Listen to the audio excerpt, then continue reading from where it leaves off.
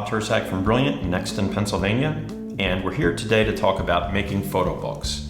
This is the second video in a series that we want to produce that talks about everything from the philosophical aspect of making a photo book, why do it, to the pragmatic, mechanical, everyday things that you have to go through and accomplish to wind up with a book that is beautiful, that represents your work, and that's transcendent when it's sitting on the table.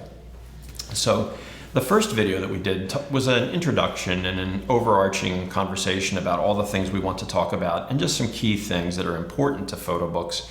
And today we want to propose the question, why should you make a photo book? So I think of the 6 things I'd like to cover, the first is perhaps the most important. Robert Frank said that his photo books were more important than his prints. Now, I'd never want to engage in a discussion about prints versus photo books, right? It's not one or the other, either or. You need both. A photo book transcends time. How many people are really ever going to see your prints? Or if you have an exhibition and a show of your work, how many people are really going to get to go to that? Don't you want your vision to go beyond the local region and extend to wherever a book can reach? A book is a powerful, powerful tool. It's so portable and it can reach anywhere in the world and give the holder of your book an intimate view into who you are and what you want to say. The second thing is it kind of pairs into that, and a book is an artifact. It's not just paper and binding. It is more than just a physical thing. It's evidence that you lived and created. A book can last centuries upon centuries, and it really is a way for you to leave your mark on the world and to give voice to what's inside you. It could be the simplest and the most light of convictions about life, or it could be a worldview that wants to change the way things are. So a book is an artifact, and its value really goes way beyond the price tag of the book. I have books that I've collected for people that are unfortunately long gone, but their voice is still with me because of the nature of the book. Third, pragmatically, a book can put a photographer on the grid. It establishes that you're serious about your work and in fact should present a completed and cohesive body of work that gives your voice to the world. Fourth, a book is a working agent. It's a producer. It's a salesperson for you, if you will. It introduces you to people and audiences that otherwise you might never know. It can get you work, appointments with a gallerist. It can get you possibly an exhibition. It can get you assignments with folks that don't know you more than maybe just a couple of samples of things they've seen, whereas a book tells a complete story, a beginning and an end. A book is really a multifaceted companion for you. It's the extension of your mind. It's the extension and culmination of your creative process. Before I conclude, I just want to look at a few books. This is a book I just picked up from David Allen Harvey called Off for a Family Drive.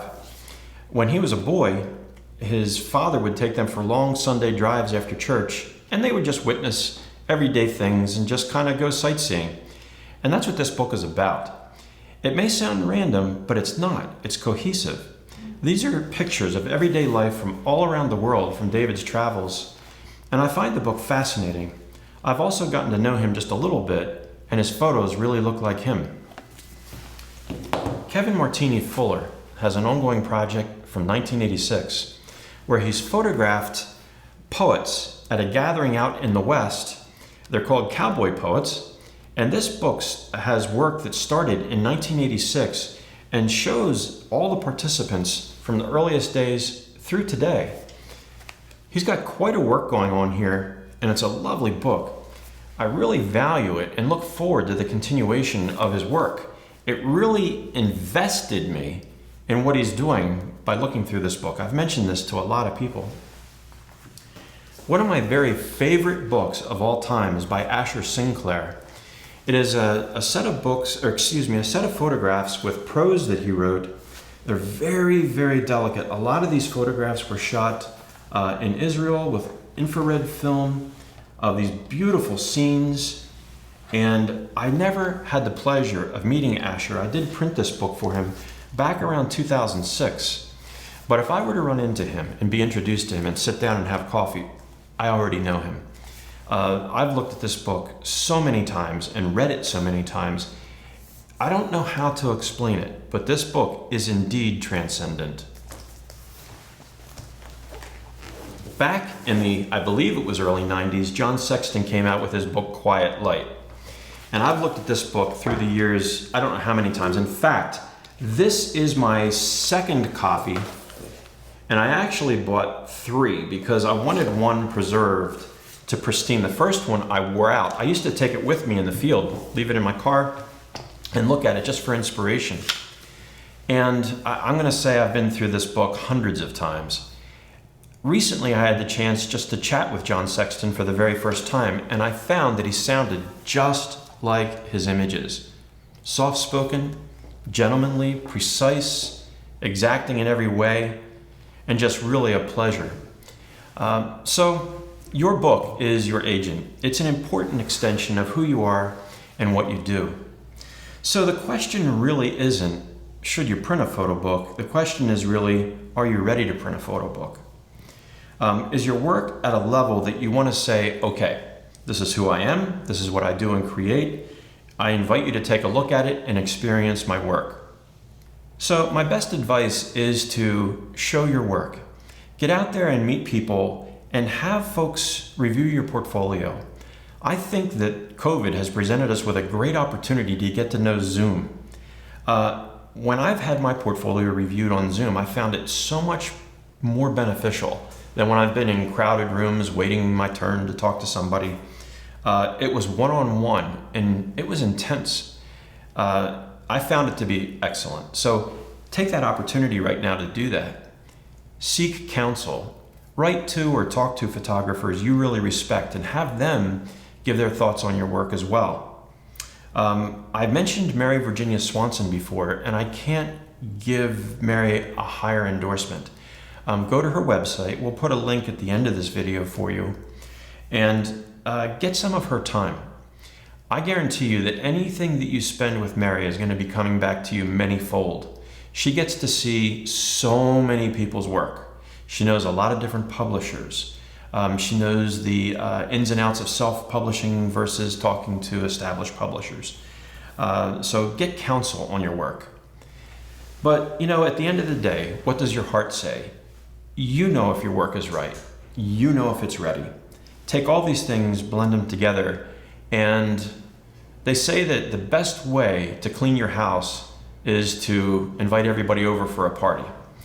And I think that it might be the same thing with photo books. Pick a date, pick a project that maybe a project that you've been thinking about for a long time if you haven't already engaged in one, and set that target. Your photo book and the desire to do one will push you to do great work. It will be that silent voice in the back of your head saying, come on, you know, don't give today up. Let's get out there, let's do some work, and let's advance our art. So I'm excited in every way to help you achieve what you want to achieve with a photo book. I mentioned the word transcendent, and I'm going to use that word a lot. I think it's a great word. The definition of transcendent is to differentiate something from everything else. And that's what I want to do. That's what we want to do here with you, with your book. We want to make it different. We want to make it special. We want to make sure that it speaks loudly for you and helps you to move forward. Thanks, and I look forward to our next session when we're going to talk about meeting with a designer.